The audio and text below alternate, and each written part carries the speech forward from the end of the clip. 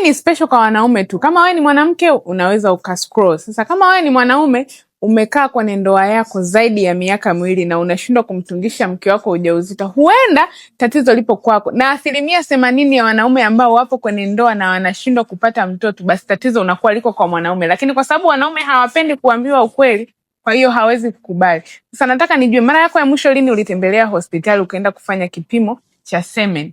Ukagundua ubora wa mbegu zako, kwa sababu ili mwanamke aweze kupata ujauzito kinachomata hapa ni mbegu wala sio nguvu za kiume. Sasa kama haujawahi kufika hospitali, tembelea kituo cha afya chochote ukafanye vipimo. Lakini kama ushawahi kufanya vipimo na ukagundua una mbegu dhaifu, yani hapa tunaongelea mbegu ambazo hazina kichwa, hazina mkia, lakini pia ni nyepesi, basi hakikisha unachukua namba kwenye bio ili nikuongoze kwenye utaratibu maalum kabisa ili kuweza kurudisha heshima yako ndani ya nyumba.